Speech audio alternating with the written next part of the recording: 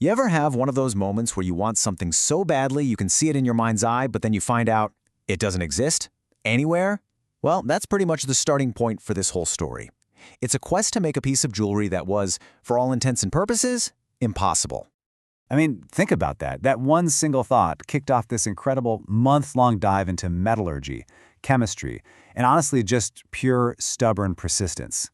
The goal wasn't just to make a ring. It was to invent a whole process for something that nobody, and I mean nobody, was selling. Why? Because it was just that insanely difficult to work with.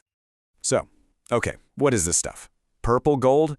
It's not just regular gold with some purple coating. Nope, it's a completely different kind of material, what's called an intermetallic. It's a super precise chemical blend of gold and aluminum. And here's the kicker. While it's gorgeous, it's also famous for being brittle. Like, as brittle as glass. You can't just bend it or shape it like you would a normal gold ring. You try that, and it just shatters. Believe it or not, the only real clue on how to do this was buried deep inside a patent. It laid out a very specific recipe: 81% gold, 19% aluminum. And that little tweak from the usual mix was key. It was supposed to make the final material just a little bit stronger. The hope was to go from brittle as glass to, maybe this won't break if I look at it wrong. And yeah, this was not some cheap weekend project. We're talking about a starting investment of a 100-gram bar of pure 24-karat gold. That set the project back a cool $5,700. So right from the very beginning, the stakes were sky high. Every little mistake, every failed attempt, it wasn't just frustrating, it was expensive.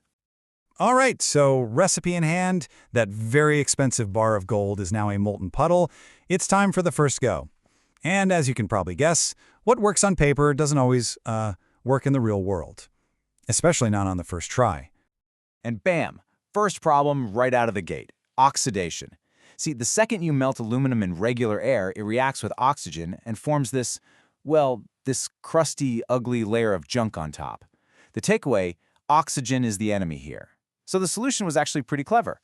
You flood the entire furnace with argon gas. Argon is inert. It doesn't react with anything, so it just shoves all the oxygen out of the way. And what you're left with is a perfectly clean liquid metal. So, with that oxidation problem cracked, the first clean bar gets poured. And hey, it looks pretty good. It's a solid, silver-colored bar. The thinking was, okay, the purple must be just under the surface. But then, the sanding started, and that's when a whole new, totally baffling problem showed up.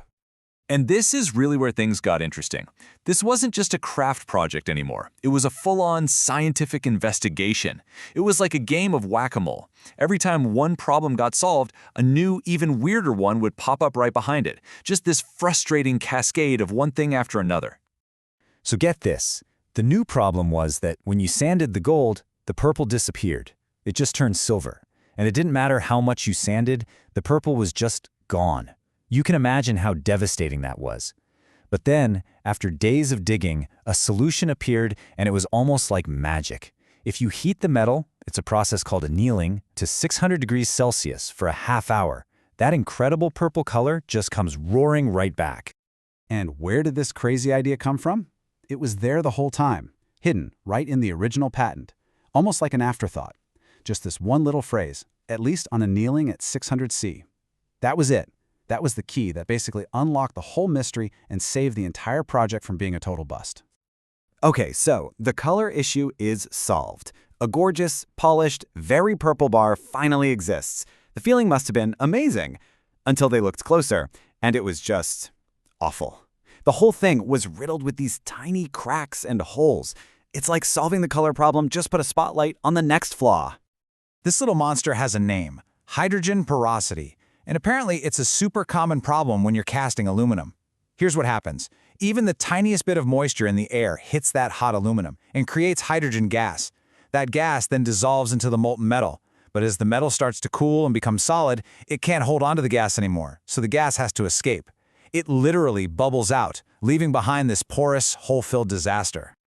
So the question is, how in the world do you get a dissolved gas out of a vat of molten metal? The solution is pretty brilliant. You take a quartz tube, you stick it down into the liquid gold, and then you just bubble argon gas through it for about 20 minutes. The argon bubbles act like little microscopic elevators. They latch onto the hydrogen atoms and just carry them right up to the surface and out of the mix. It's basically a deep clean for liquid metal. And the difference? Oh, it was night and day. Before this degassing step, the bar was a mess of holes and cracks. After, a perfectly smooth, clean, beautiful surface.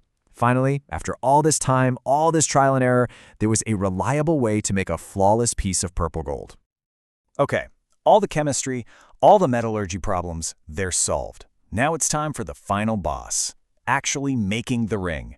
And this meant coming face to face with the one problem you can't engineer your way out of, the fundamental, brittle nature of purple gold.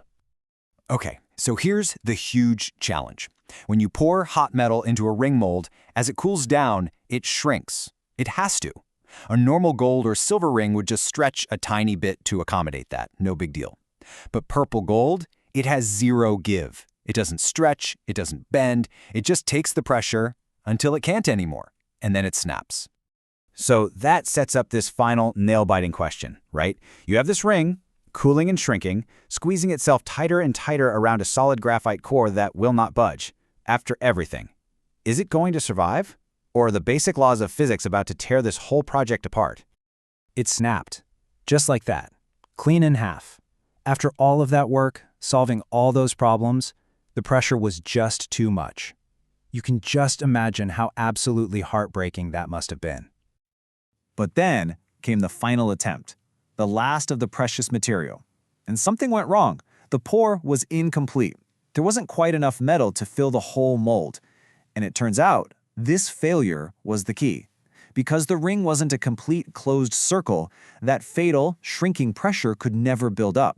It was saved because it was imperfect. So the finished ring wasn't that perfect closed band that was the original goal. It was this unique, open-ended design that was literally born from a mistake. And you know what? In the end, it was considered even nicer than the original vision. A pretty perfect ending for a project that was all about embracing and overcoming the unexpected, don't you think? So let's just recap this wild ride. It all started with wanting something you couldn't buy. That led to battling oxidation with argon gas, then solving the mystery of the disappearing color with a blast of heat, then cleaning dissolved gas out of molten metal. And finally, the last hurdle, the material's own brittleness, was beaten by, of all things, a failed pour. Incredible. And really, that just leaves us with one last question to chew on.